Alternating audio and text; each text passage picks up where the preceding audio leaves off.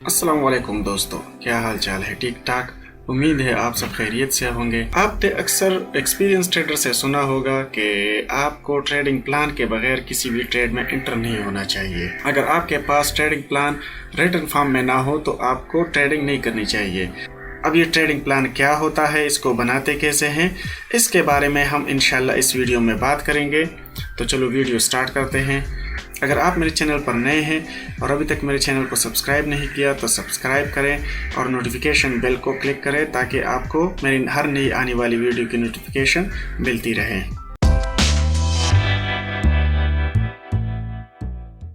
Trading plan में जो हम सबसे पहले चीज़ वो नोट करने वाले हैं वो होगा मॉर्निंग रूटीन। अब जब हम सुबह उठे तो हमारा मॉर्निंग रूटीन क्या होना चाहिए, तो उसमें सबसे पहले जब हम उठे अपना कंप्यूटर ऑन करें तो सबसे पहले हम चेक करते हैं कि जो मेजर करेंसीज है और माइनर करेंसीज है उसमें कोई पोटेंशियल सेटअप है या नहीं है।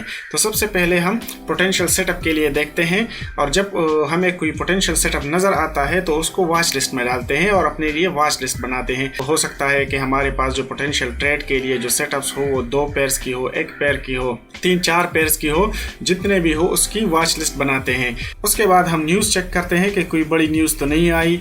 अगर कोई न्यूज़ नहीं है तो उसके बाद अपना इकनॉमिक कैलेंडर जो है उसको चेक करते हैं कि आज के दिन कोई बड़ा इकनॉमिक इवेंट तो नहीं हो रहा, कोई डेटा रिलीज़ तो नहीं है। फॉर एग्जांपल जीडीपी डेटा जो है वो रिलीज़ हो रही है किसी कंट्री में, या जो इन्फ्लेशन रेट है उसके बारे में कोई इवेंट है। तो इस तरह के इवेंट्स को चेक करते हैं कि आज के दिन कौन सा इवेंट है। अगर कोई इवेंट है तो अपना उस इवेंट के लिए जो टाइमिंग है उसको नोट करते हैं और उस टाइम जो है फिर अपने चार्ट वगैरह है उसको देखते हैं कि कोई बड़ी मूवमेंट आने वाली है या इस तरह कुछ होने वाला है तो उसको नोट करते हैं। जब हमारी मॉर्निंग रूटीन कंप्लीट हो जाए तो उसके बाद हमने ये फैसला करना है अपने जो ट्रेडिंग प्लान में है कि हमने कौन से मार्केट को ट्रेड करना है। क्योंकि ये हमारा फॉरेक्स ट्रेडिंग कोर्स चल रहा है तो इसमें जितने भी हम बात करते हैं वो फॉरेक्स ट्रेडिंग मार्केट की है। तो इस ट्रेडिंग प्लान में भी जो हमारा मार्केट होगा वो फॉरेक्स मार्केट होगा। जब हम सेटअप देखते हैं चार्ट्स में सुबह सवेरे तो हमने 2 सेटअप्स को देखना है, एक होता है मोमेंटम और एक होता है ट्रेंड रिवर्सल। तो सबसे पहले जो हमने वॉच लिस्ट बनानी है वो सिर्फ मोमेंटम ट्रेडिंग की है कि हमारे पास कोई पेयर जो है उसकी ट्रेंड मोमेंटम है या नहीं है। अगर हमें कोई पेयर इस तरह नहीं मिलता कि जिसमें मोमेंटम हो, मतलब वो या तो ऊपर जा रही हो उसकी प्राइस या उसकी प्राइस जो है वो मुसलसल नीचे जा रही हो और मोमेंटम हो, तो हम उसकी वॉच लिस्ट सबसे पहले बनाते हैं और उस ट्रेड भी मोमेंटम की सबसे पहले करते हैं। अगर हमें कोई मोमेंटम सेटअप नहीं मिलता तो उसके बाद हम ट्रेंड रिवर्सल को देखते हैं कि कोई पेयर जो है उसमें ट्रेंड रिवर्सल तो नहीं हो रहा। अगर उसमें कोई ट्रेंड रिवर्सल हो रहा है तो फिर हम कोशिश करेंगे कि ट्रेंड रिवर्सल जो सेकंड सेटअप है उसमें ट्रेड करेंगे। और अपने जो ट्रेडिंग प्लान है उसमें हमने ये भी नोट करना है कि हम जो टाइम फ्रेम है चार्ट पे वो यूज़ करना है तो वो 4 आवर्स का है या डेली का है। इससे कम जो टाइम फ्रेम होगा उसको हम यूज़ नहीं करेंगे। फॉर एग्जांपल हम 5 मिनट्स चार्ट जो है वो यूज़ नहीं करेंगे, 15 मिनट्स यूज़ नहीं करेंगे, या आधे घंटे का जो होता है हाफ आवर उसको भी यूज़ नहीं करेंगे, आवरली चार्ट को भी यूज़ नहीं करेंगे। हम सिर्फ देखेंगे तो 4 आवर्स, क्योंकि जो बिगिनर ट्रेडर्स होते हैं उनके लिए इस बात पे पाबंद होना होता है कि हम सिर्फ 4 आवर्स या डेली चार्ट को देखेंगे, क्योंकि हम जो ट्रेडिंग करते हैं वो स्विंग ट्रेडिंग करते हैं। तो स्विंग ट्रेडिंग के लिए हम चार्ट जो देखते हैं वो 4 आवर्स होता है या डेली होता है, क्योंकि जो बिगिनर ट्रेडर्स होते हैं उनको डे ट्रेडिंग नहीं करनी चाहिए। जब उनको एक्सपीरियंस हो जाए 2 साल, 3 साल, 4 साल, 5 साल, तो उसके बाद वो अगर चाहें तो डे ट्रेडिंग कर सकते हैं। तब वो स्मॉल टाइम फ्रेम होता है जैसे 5 मिनट्स या 15 मिनट्स, वो चार्ट भी वो देख सकते हैं। लेकिन क्योंकि जब हम स्विंग ट्रेडिंग करते हैं तो उसमें जो स्मॉल टाइम पे या जो 5 मिनट चार्ट पे या 15 मिनट चार्ट पे जो चेंजेस होती हैं, वो अप डाउन होते हैं प्राइसेस, उसको इग्नोर करना होता है। तो इसलिए हम वो टाइम फ्रेम जो है वो नहीं देखेंगे। दूसरा जो है उसके बाद जो टेक्निकल इंडिकेटर्स आते हैं तो हम अपने चार्ट पे 3 या 4 से ज़्यादा टेक्निकल इंडिकेटर्स को यूज़ नहीं करेंगे, क्योंकि आप जितने ज़्यादा टेक्निकल इंडिकेटर्स जो है उसको यूज़ करोगे उतना ही आपको ज़्यादा कंफ्यूज करेगा। तो आप अपने चार्ट पे जितने ज़्यादा टेक्निकल इंडिकेटर्स और ये ट्रेंड लाइंस और सपोर्ट रेजिस्टेंस डालेंगे तो ये आप कंफ्यूज हो जाओगे। तो इसलिए अपने चार्ट को भी सिंपल रखें और ट्रेडिंग को भी सिंपल रखें। अपने लिए जो आपने रूल्स बनाए हैं उन रूल्स को फॉलो करें और जो ट्रेडिंग प्लान है उसको फॉलो करें। इंशाल्लाह आपको कोई मसला नहीं होगा। अगर आप अपने रूल्स को फॉलो नहीं करते, अपने चार्ट वगैरह को जो है ज़्यादा सिंपल नहीं रखते, तो इससे आप ज़्यादा कंफ्यूज हो जाओगे और नुकसान ज़्यादा होगा। तो टेक्निकल इंडिकेटर्स जो है आप अपने पसंद के जो भी हैं वो आप चूज़ कर सकते हैं। जैसे मैंने यहाँ पर ये 4 दिए हैं, तो ये मिसाल के तौर पर मैंने दिए हैं। जो सिंपल मूविंग एवरेज है, सपोर्ट एंड रेजिस्टेंस है, रिलेटिव स्ट्रेंथ इंडेक्स है और स्टॉकेस्टिक्स है। तो ये ऐसे मैंने एग्जांपल के लिए दिए हैं। आप मतलब अपने प्लान के मुताबिक, अपने स्ट्रेटजी के मुताबिक जो भी टेक्निकल इंडिकेटर्स है आप उसको यूज़ करें। उसके बाद आता है रिस्क लेवल। जो नए ट्रेडर्स होते हैं उनके लिए जो रिस्क लेवल है उसके कैपिटल का मैक्सिमम 1% जो है वो एक ट्रेड पे वो रिस्क कर सकते हैं। मिसाल के तौर पर अगर आपकी ट्रेडिंग कैपिटल जो है वो $1000 है तो आप एक ट्रेड पे जो मैक्सिमम वो रिस्क ले सकते हैं वो $10 का है। इससे ज़्यादा आपको रिस्क लेने की ज़रूरत नहीं है, आप इससे ज़्यादा रिस्क ना ले। तो ये अपने ट्रेडिंग प्लान में लिखना है कि मैंने जो है एक ट्रेड पे मैक्सिमम जो है 1% अपने ट्रेडिंग कैपिटल का रिस्क करना है, इससे ज़्यादा रिस्क नहीं करना। उसके बाद आता है पोजीशन साइजिंग कि हम पोजीशन साइजिंग कैसे करेंगे। तो पोजीशन साइजिंग के लिए आप सबसे जो पहला चीज़ है आपको पता होना चाहिए वो रिस्क लेवल है कि आपका रिस्क लेवल क्या है। मिसाल के तौर पर आज आपका रिस्क लेवल जो है वो 1% है आपके कैपिटल का। तो आपका जो कैपिटल है फॉर एग्जांपल अगर वो $1000 है तो उसका जो रिस्क लेवल आपका बनता है 1% के हिसाब से वो $10 का है। तो अगर आपको अपने रिस्क लेवल का पता हो कि वो $10 है फॉर एग्जांपल, तो अब फिर आप चार्ट को देखते हैं कि चार्ट में आपका जो ट्रेड है उसमें पोटेंशियल कितना है। फॉर एग्जांपल आपको पोटेंशियल लगता है कि 2:1 रेशो के हिसाब से मैं वहां पर 80 पिप्स कमा सकता हूं या 100 पिप्स कमा सकता हूं, तो वहां पर जो आपका आधा होगा वो आपको 2:1 रेशो प्रॉफिट लॉस के रेशो के हिसाब से होगा। तो फॉर एग्जांपल 80 पिप्स जो है आपका टारगेट है, तो आप अपने स्टॉप को जो है वो 40 पिप्स रखें। तो 40 पिप्स जो बनते हैं वो 0.004 के हिसाब से बनते हैं। तो अगर हम अपने कैपिटल को जितने पिप्स हैं उस पर डिवाइड करें तो हमारे पास जो है आपकी पोजीशन साइज निकल आती है। फॉर एग्जांपल इस एग्जांपल में आप देख सकते हैं जब हम $10 को डिवाइड करते हैं 0.004 से तो हमारे पास जो पोजीशन साइज आती है वो 2500 यूनिट्स आते हैं। तो ये हमारे पास 0.025 लॉट साइज बन रहा है जो स्टैंडर्ड साइज है। तो इस तरीके से आप पोजीशन साइजिंग करें और ये अपने पास लिख के रखें। जो आपका ट्रेडिंग प्लान है उसमें लिख के रखें कि मैंने वो ट्रेडिंग पोजीशन जो है वो इस तरह करनी है और मैंने ये कैलकुलेटर जो है वो यूज़ करना है। इसके बाद है मनी मैनेजमेंट कि आपने अपनी मनी मैनेजमेंट करनी है। मनी मैनेजमेंट कैसे करते हैं? मिसाल के तौर पर आपको अपने रिस्क लेवल का पता होना चाहिए कि मेरा कैपिटल जो ट्रेडिंग कैपिटल है वो कितना है। अगर आपको पता हो कि कितना है, फॉर एग्जांपल आपका जो ट्रेडिंग कैपिटल है वो $1000 है तो आपका रिस्क लेवल जो 1% के हिसाब से बनता है वो $10 है।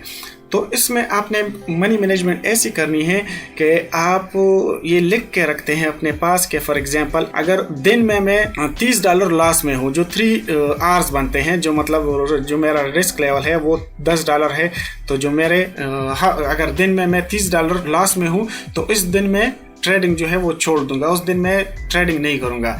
इसी तरह अगर हफ्ते में मैं $60 लॉस में हूँ, फॉर एग्जांपल अगर मैंने जो है वो ट्रेडिंग की है और टोटल जो मेरा प्रॉफिट है वो $100 का है, लेकिन मैंने जो मेरी जो लॉसेस है वो $160 है, इस तरह मेरा जो लॉस है वो $60 बन रहा है। तो अगर मैं $60 लॉस में जाता हूँ इस वीक में, तो इस वीक में जो है मैं ट्रेडिंग छोड़ दूंगा, मैं उसके बाद ट्रेडिंग नहीं करूंगा।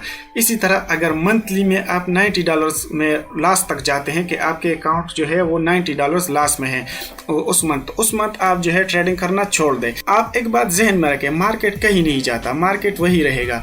लेकिन अगर आप मुसलसल लॉस पे लॉस करते जाते हो तो आप अपना कॉन्फिडेंस लूज करते हो। जब आप अपना कॉन्फिडेंस लूज करते हो तो फिर आप इमोशनल ट्रेडिंग जो है वो स्टार्ट कर देते हो, और इमोशनल ट्रेडिंग जो है वो ट्रेडिंग के लिए सबसे खतरनाक चीज़ है। तो आप मनी मैनेजमेंट इस तरह करें। इन रूल्स को जो है आपको फॉलो करना है और इसको रिटर्न फॉर्म में रख देना है। अब इसके बाद आता है कि हम ट्रेड मैनेजमेंट कैसे करेंगे। ट्रेड मैनेजमेंट में हमारे पास 3 चीज़ें आती है कि मेरी एंट्रीज क्या होंगी, मेरे स्टॉप्स क्या होंगे, स्टॉप लॉस क्या होंगे और मेरे एग्जिट प्लान जो है वो क्या होगा। तो सबसे पहले हमने ये तय करना है जो मेरी एंट्रीज है वो मार्केट प्राइस पे होगी या लिमिट प्राइस पे होगी, ये मुझे पता होना चाहिए। इसके बाद मुझे जब भी किसी ट्रेड में एंटर हो तो उसमें मुझे 3 चीज़ों का पता हो कि मैंने एंट्री कब करनी है, कौन से प्राइस पे करनी है, मेरा स्टॉप लॉस क्या होना चाहिए और मेरा जो एग्जिट है या टेक प्रॉफिट है वो क्या होगा। जैसे हमने पहले बताया पोजीशन साइजिंग में, जब भी आप ट्रेड में एंटर होते हैं तो आपको कम से कम उस ट्रेड में ये पोटेंशियल नज़र आए कि उसमें मैं 2 to 1 प्रॉफिट लॉस रेशो जो है वो बना सकता हूँ। फॉर एग्जांपल उस ट्रेड में जो है पोटेंशियल $80 है तो मेरा स्टॉप लॉस $40 होगा। इस तरह जो है आपको एंट्री भी पता होगा कि मेरी एंट्री इस प्राइस पे है तो यहाँ से मेरे जो प्रॉफिट होगा वो 80 पिप्स है तो मेरा स्टॉप लॉस जो है वो 40 पिप्स होगा। तो इस तरह आपको 3 चीज़ें जो है वो पता होनी चाहिए। आपको स्टॉप लॉस का भी पता होना चाहिए, आपको एंट्री का भी पता होना चाहिए, आपको टेक प्रॉफिट का भी पता होना चाहिए। जब आप एंटर होते हैं किसी भी ट्रेड में तो आपने स्टॉप लॉस लगानी है। अब स्टॉप लॉस आप कहाँ लगाएंगे, तो स्टॉप लॉस के लिए हमने जो पहले बताया कि आपका रिस्क लेवल जो है वो आपका स्टॉप लॉस होगा। रिस्क लेवल जो है फॉर एग्जांपल आपका ट्रेडिंग कैपिटल जो है वो $1000 है तो आपका जो रिस्क लेवल होगा वो 1 आवर होगा या वो $10 होगा। तो आपका 1% जो है वो $10 बनता है तो $10 से ज़्यादा आप रिस्क नहीं लें। उसके बाद जो स्टॉप लॉस आपने लगानी है वो लिमिट ऑर्डर पे नहीं बल्कि मार्केट ऑर्डर पे लगानी है, क्योंकि जब भी प्राइस नीचे जाती है तो जो भी अवेलेबल प्राइस हो उस पे जो ब्रोकर है वो उस ट्रेड को जो है वो क्लोज करे। इस तरह जब बाज़ औक़ात क्या होता है कि जब आप प्रॉफिट में जाते हैं, फॉर एग्जांपल आपने जो आपका जो टारगेट प्राइस है, जो टारगेट है वो 80 पिप्स का है तो अब जो आप प्रॉफिट में जा रहे हैं 40 पिप्स तक आप प्रॉफिट में चले गए। तो अब आप क्या कर सकते हैं, आपके पास ये ऑप्शन है कि आप अपने स्टॉप लॉस को ब्रेक इवन पे ले आएँ। तो इससे क्या होगा कि वहाँ से अगर वो ट्रेड रिवर्स होती है और वो वापस ब्रेक इवन पे आ जाती है और वहाँ पर आपका ट्रेड जो है वो क्लोज हो जाता है तो आपके पास मतलब ये होगा कि कम से कम आपको लॉस नहीं होगा। और दूसरी चीज़ ये है कि फॉर एग्जांपल एक ट्रेड है वो प्रॉफिट में जा रही है, आपको पता है कि अब ये जो है मतलब इसमें पोटेंशियल है। फॉर एग्जांपल आपका जो फर्स्ट टारगेट है वो 80 पिप्स है, आपने स्टॉप लॉस 40 पिप्स पे लगाया है, आपको लगता है कि इसमें पोटेंशियल है 200 पिप्स तक जाने की, 160 पिप्स तक जाने की। तो आप क्या करें, जो आपका जो पहला टारगेट है 80 पिप्स का, वहाँ पर अपने आधे पोजीशन को जो हाफ पोजीशन है उसको क्लोज करें और बाकी जो है उस पे आप ट्रेलिंग स्टॉप लॉस लगाएं। ट्रेलिंग स्टॉप लॉस आप 1 आवर पे लगाएं, मतलब जितना आपने इनिशियली फॉर एग्जांपल 40 पिप्स का आपने स्टॉप लॉस लगाया था तो यहाँ पर आप 40 पिप्स का ट्रेलिंग स्टॉप लॉस लगाएं। तो अगर वो ऊपर जाता है तो स्टॉप लॉस भी ऊपर जाता जाएगा और इस तरह जितना वो ऊपर जाता है जाता जाएगा स्टॉप लॉस, जब भी वो वापस आए तो ट्रेलिंग स्टॉप लॉस पे आपका जो पोजीशन है वो क्लोज हो जाएगा। तो इस तरह आपने आधा प्रॉफिट वैसे भी कमा लिया है, अगर वो ऊपर जाता है तो वहां से आप और प्रॉफिट जो है वो कमा सकते हैं, और अगर नहीं तो कम से कम अगर वो रिवर्स हो जाए तो आपके पास आधा प्रॉफिट तो कम से कम होगा। इसके बाद एग्जिट्स हैं। फॉर एग्जांपल आपकी ट्रेड जो है वो प्रॉफिट में जा रही है तो प्रॉफिट में अगर वो आपकी जो टारगेट 1 है फॉर एग्जांपल 80 पिप्स है उसके करीब पहुंच जाती है या उस पे पहुंच जाती है तो वहां पर आप क्या कर सकते हैं, वहां पर आप कम से कम जो हाफ पोजीशन है उसको आप क्लोज करें, वहां से जो प्रॉफिट है वो आप ले लें। अगर आपको लगता है कि इसमें पोटेंशियल जो है वो इसके डबल का है, मसलन आपका जो टारगेट है 80 पिप्स है लेकिन वो 160 पिप्स तक जा सकता है तो 80 पिप्स पे आप हाफ पोजीशन को जो है वो क्लोज करें और फिर जो है जो हाफ पोजीशन है वो आप सेकंड टारगेट पे उसको जो है वो क्लोज कर सकते हैं।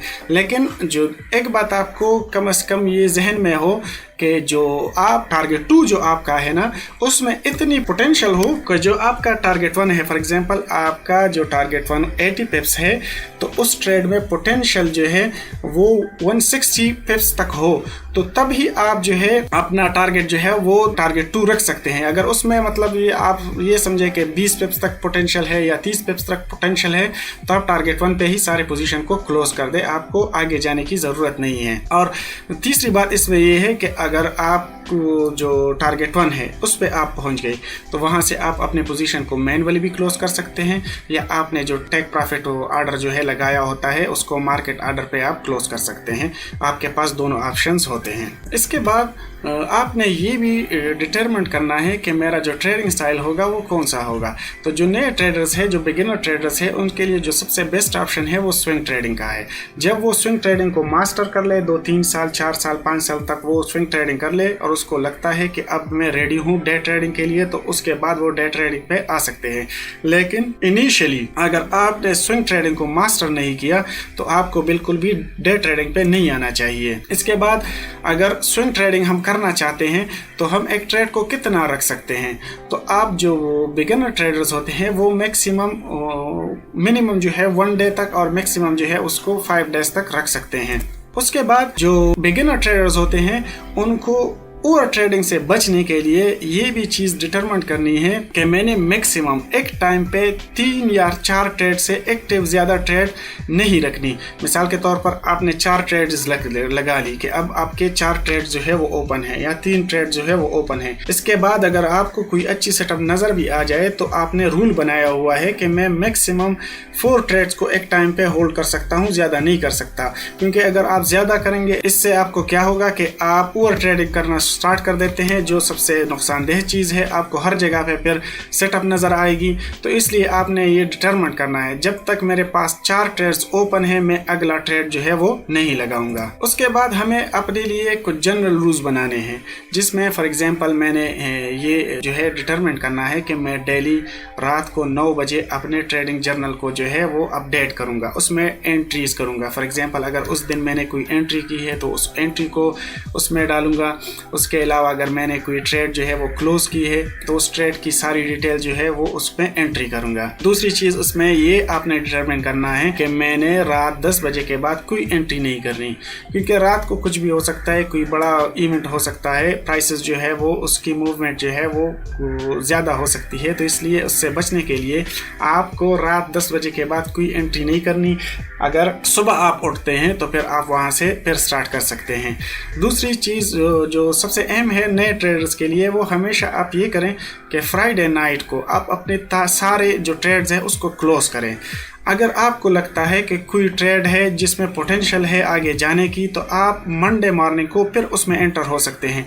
लेकिन क्योंकि 2-3 दिन की छुट्टी होती है और छुट्टी में कोई भी बड़ा वाकया हो सकता है, तो उससे बचने के लिए जो बिगिनर ट्रेडर्स है वो ये काम कर सकते हैं कि वो फ्राइडे नाइट को सारे ट्रेड्स जो है वो क्लोज कर ले। और एक रूल जो सबसे अहम है वो आपको ये है कि आप जिस करेंसी में अगर आपने एक दिन में ट्रेड किया, फॉर एग्जांपल यूरो यूएसडी में आप एंटर हो गए और वो लॉस में जाता है, स्टॉप लॉस में आप स्टॉप आउट हो जाते हैं और एग्जिट हो जाते हैं, तो इस दिन जो है दोबारा आप उस पेयर में कम से कम एंट्री ना करें।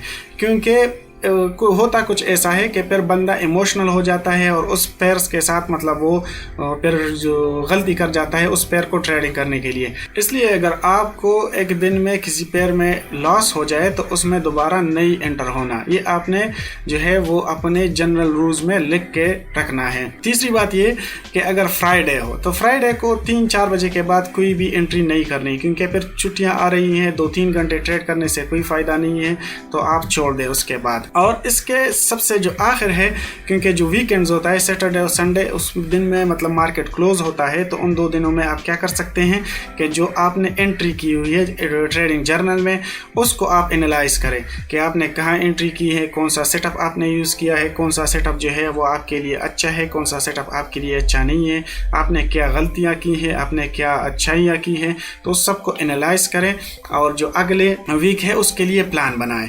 तो ये आपके लिए संडे या सैटरडे के लिए काम हो जाएगा। तो इस तरह आप इस ट्रेडिंग प्लान को जो है वो अपने रिटर्न फॉर्म में लिख सकते हैं। जैसे ये डेली रूटीन हो गया, यहाँ आप डेली रूटीन को जो है वो रिटर्न फॉर्म में ला सकते हैं। मार्केट जो है अपने कौन से ट्रेड करने हैं वो रिटर्न फॉर्म में आ जाएगा। ट्रेडिंग सेटअप कौन सा होगा इस तरह आ जाएगा। चार्टिंग रूल्स हो गए, टेक्निकल इंडिकेटर्स वगैरह, ये सब जो है आप रिटर्न फॉर्म में इस तरह ला सकते हैं। रिस्क लेवल आपका क्या होगा, इसी तरह पोजीशन साइजिंग कैसी करनी है वो फार्मूला आपने लिखना है। मनी मैनेजमेंट के जो रूल्स हैं वो आपने लिखने हैं। ट्रेड मैनेजमेंट है जिसमें एंट्री, स्टॉप्स और एग्जिट रूल्स हैं, वो आपने इस तरह राइट डाउन करने हैं ताकि आप उस पर अमल करें। ट्रेडिंग स्टाइल वगैरह, होल्डिंग टाइम, तो इस तरह जो है आपने रिटर्न फॉर्म में जो है वो करना है और फिर आप इसको प्रिंट करें। प्रिंट करके आप अपने ट्रेडिंग डेस्क पे हमेशा के लिए रखें ताकि ये आपके सामने हो और इन रूल्स को आप फॉलो करें। तो ये रही हमारी आज की वीडियो जो ट्रेडिंग प्लान के बारे में थी कि ट्रेडिंग प्लान कैसे बनाना है और कौन से रूल्स हमने डालने हैं।